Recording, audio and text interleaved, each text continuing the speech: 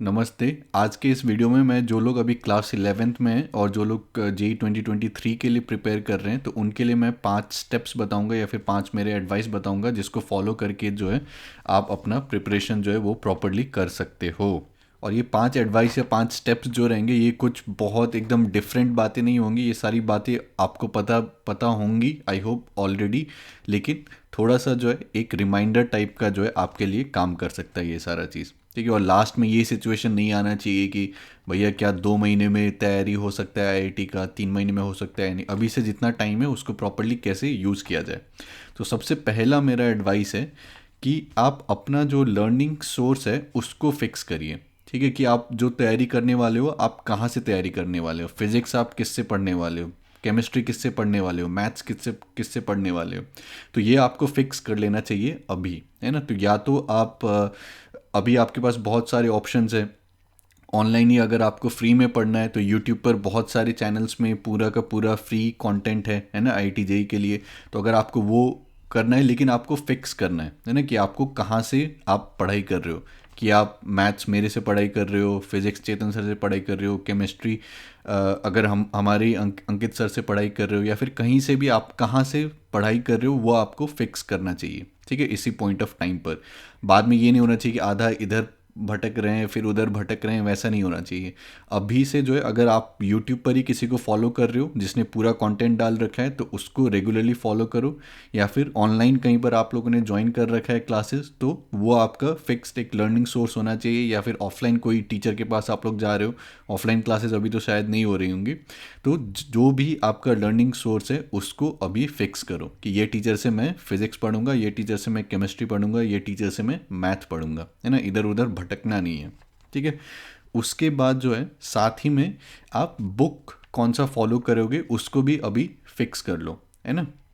तो book generally जैसे आप मैथ्स के लिए मैं रेकमेंड करता हूँ आप कोई भी ले सकते हो, या तो सेंगेज ले सकते हो या अरियंत ले सकते हो, टीएमएच कोई भी एक स्टैंडर्ड लो, लेकिन कोई एक को अच्छे से फॉलो करो, ठीक है। एनसीईआरटी एग्जाम्पलर जो है उसको बेस स्ट्रांग बनाने के लिए रखो, उसको भी करते रहो। और साथ में जो है एक जेई लेवल का बुक कोई भी एक स्टैंडर्ड बुक जो है उसको लो, है ना। जनरली मैं मैथ्स के लिए सेंगेज रिकमेंड करता हूँ, लेकिन आप कोई भी एक लो और उसको जो है अच्छे से फॉलो करो, ठीक है। तो ये पहला स्टेप है कि आपका जो लर्निंग सोर्स है उसको फिक्स करो, किस टीचर से आप पढ़ाई करोगे और कौन से बुक से जो है आप प्रैक्टिस के लिए उसको यूज़ करोगे। दूसरा जो स्टेप है वो है कि एक रूटीन फिक्स करो, है ना। कि वीक में जो है आप कब कौन सा क्लास ले रहे हो, है ना। तो जैसे कि अगर आप मेरे से पढ़ रहे हो, ठीक है, या फिर कोई और टीचर से पढ़ रहे हो, तो हम लोग का जैसे लाइव क्लास होता है तो उसमें रूटीन फिक्स रहता है कि इस दिन को इतने बजे से जो है ये क्लास होने वाला है ना। तो वीक में जैसे 3 दिन क्लासेस होते हैं, 3 दिन लेक्चर्स होते हैं, ठीक है। तो वो आपका जो रूटीन है उसको फिक्स कर लो। तो अगर आप मान लो कि कहीं से आप रिकॉर्डेड वीडियोस देख रहे हो, है ना, मान लो कि कोई यूट्यूब चैनल को फॉलो कर रहे हो जहाँ पर कंटेंट डाला हुआ है और फिर आप रिकॉर्डेड कंटेंट वहाँ से देख रहे हो, तो उसमें भी आप एक रूटीन फिक्स कर लो, है ना। कि मंडे वेडनेसडे फ्राइडे जो भी है ना, कि मैं मैथ्स को देखूंगा इतने बजे से इतने बजे तक, ठीक है। तो इसी तरीके से तो तीनों को इक्वल डिस्ट्रीब्यूशन दो, फिजिक्स केमिस्ट्री और मैथ्स को, है ना। कि हर वीक में जो है आप 3 लेक्चर ले रहे हो 1.5 घंटे का, फिजिक्स केमिस्ट्री और मैथ्स को, ठीक है। और अगर आप लोग स्कूल जा रहे हो तो ये जो भी आपका टाइमिंग रहेगा इसको आप लोग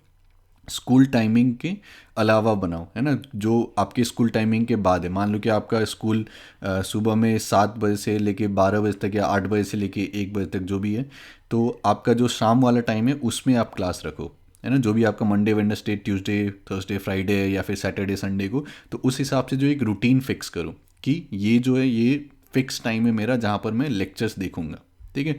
और जब भी आप लेक्चर देख रहे हो तो साथ में नोट्स बनाते रहो, ठीक है।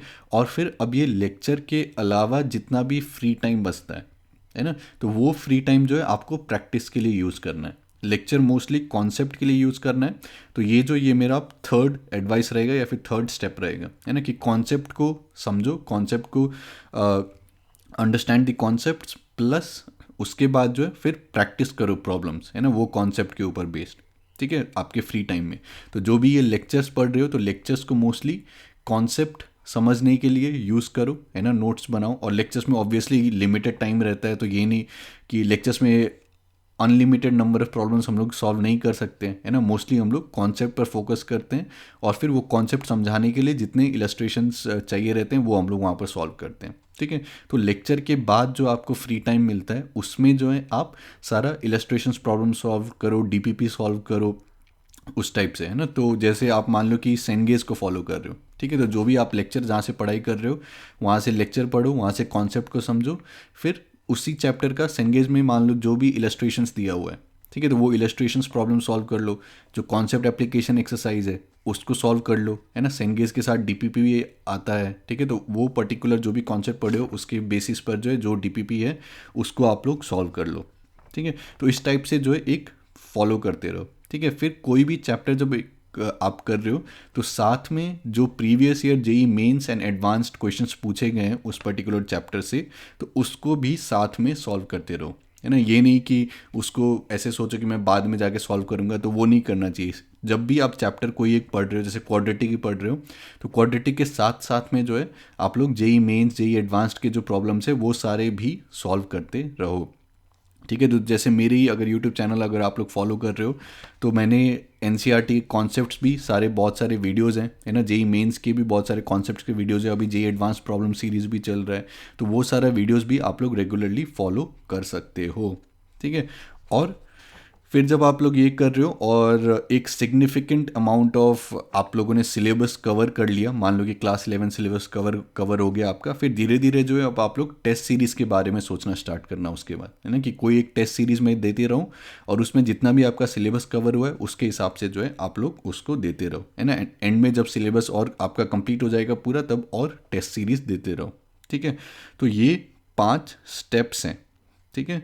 और इसके अलावा कुछ मेरा सजेशन रहेगा कि YouTube पर टाइम वेस्ट करना जो है वो बंद करो, है ना। कि YouTube पर अगर कोई चैनल फॉलो कर रहे हो आप लोग प्रॉपर पढ़ाई के लिए तो उसको पढ़ाई के लिए यूज़ करो, लेकिन उसके अलावा बाकी जितने भी फालतू के वीडियोज़ आते हैं तो वो सब देख के जो है टाइम वेस्ट मत करो, है ना। जो भी आपको मोटिवेशन चाहिए, ये चाहिए वो चाहिए, तो वो मोटिवेशन आप लोग आप अपने अंदर ढूंढो, है ना। और मोटिवेशन से ज़्यादा इंपॉर्टेंट अगर आप लोग एक डिसिप्लिन फॉलो कर रहे हो, एक रूटीन फॉलो कर रहे हो तो वो ज़्यादा इंपॉर्टेंट है ना। मोटिवेशन फ्लक्चुएट होते रहता है ऊपर नीचे, वो नेचुरल है ना। लेकिन अगर आप लोग रूटीन फॉलो कर रहे हो, क्लास कर रहे हो रेगुलरली अपने टाइम के हिसाब से, या फिर अगर आप रिकॉर्डेड लेक्चर्स कहीं से देख रहे हो उसको भी जो भी रूटीन आपने बनाया है उसको फॉलो करो, ठीक है।